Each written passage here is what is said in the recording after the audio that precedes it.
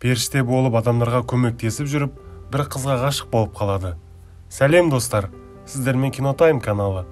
Бүгін сіздерге «Город ангелов» деген фильмді түсіндіріп беретін боламын. Жақсылап ыңғайланып отырып, соңына дейін көріңіздер. Еш өкінбейсіздер. Бұл фильмнің басталған сәтінде біз Сет деген ең басты рөлдегі періштені көреміз.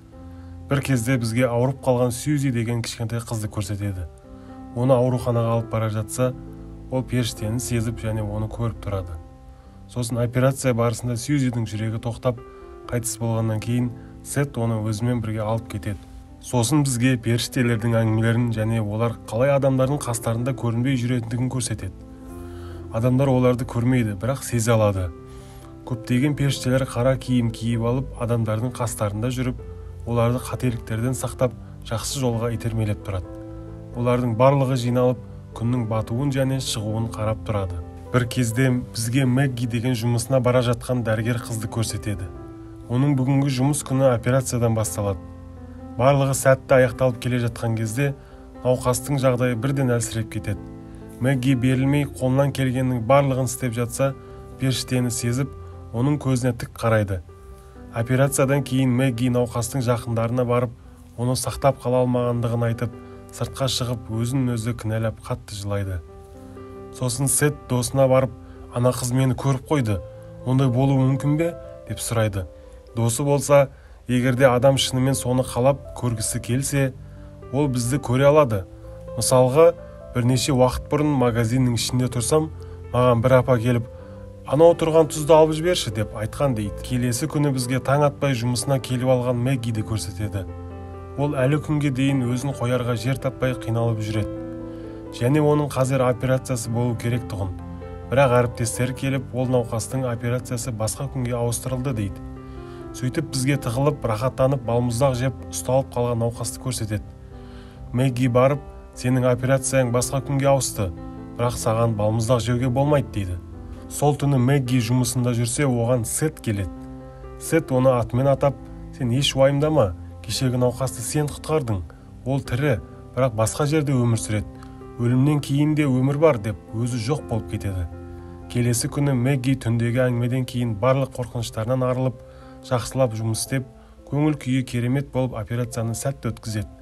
Сосын үйіне барып, рахаттанып шомылып жатса, Сетті есіне түсіреді. Екеуінің бір-біріне деген сезімдері бар екен. Бірнеше уақыттан кейін екеуі қыдырып магазинге барса, Мэгги оған алмұрттың дәмін сөзбен айтып түсіндіреді. Екеуі біраз сөйлесіп болғаннан кейін Сет бағанағы операция жасаған науқастың қасына барады. Ол кісі, мен сені көрмеймін, бірақ сенің осында бар екеніңді сезіп тұрмын дейді. Сосын екеуі тамақ ішіп отырса, Сет одан, сен мені қалай көріп тұрсың дейді. Ол, өйткені бұрынғы өмірімде мен де періште болғанмын. Сен де кәдімгі адамға айнала аласың, бірақ ол үшін барлығынан бас тартып, жоғарыдан секіріп кетуің керексің дейді. Сосын екеуі күннің шығуын күтіп тұрса, жаңағы кісі өзінің періште болған күндерін сағынып тұрады. Өйткені ол енді қайтып періште бола алмайды екен. Таңертеңгі серуенде Мэгги Сет екеуі біраз ойнап сүйісіп қалады. Сосын үйлеріне барып капуста турайын десе, Сет өзінің қолын кесіп алады. Бірақ ол ештеңені сезбейді.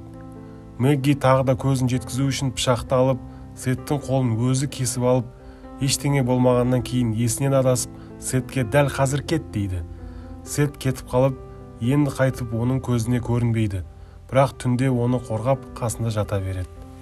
Бірнеше күннен кейін Мэггиға басқа жігіт тұрмыс құруға ұсыныс жасайды. Сосын Мэгги кітапханаға барып, Сетті іздеп тауып оған айтады. Мен тұрмысқа шығамын, маған ең бастысы ол адамды сезу деп кетіп қалады. Сосын Сет көп ойланбай адам боламын деп биіктен секіріп кетеді. Есін жиып, қолындағы қанды көріп қатты қуанады. Сосын барып Мэггиді ауруханадан іздеген кезде оны басқа қалаға кетіп қалған дейді. Сосын Сет жолда кетіп бара жатып бұзақы жігіттерге ұрынып қалып, өмір сүрудің қандай қиын екенін түсінеді. Бірақ ол берілмей күндердің бір күнінде Мэггиді тауып алады. Сөйтсе Мэгги әлі тұрмысқа шықпаған, өйткені ол Сетті шын жақсы көреді екен. Сөйтіп екеуі бақытты болып біраз өмір сүреді. Бір кезде Мэгги магазиннен шығып, қатты қуанып, тыныш жүрудің орнына велосипедтің рулін жібере салып келе жатса, үйлерінде бірден шам өшіп қалады. Сет бірдеңені сезіп жолға шықса, жол апатына ұшыраған Мэггиді көреді. Мэгги оған «Мен бұл өмірде тек қана сені шын сүйгенмін» деп қайтыс болады. Сосын Мэггиді жерлеп, арада бірнеше уақыт өтеді. Сет періштелердің қасына барып, судың рахатын сезінеді. Осымен фильм бітті. Достар, біздің каналымыздағы басқа да видеоларды көріп кетіңіздер. Және лайк басып, подписка істеп, комментарийда өз ойларыңызбен бөлісіп кетуді ұмытып кетпеңіздер. Келесі видеода кездескенше.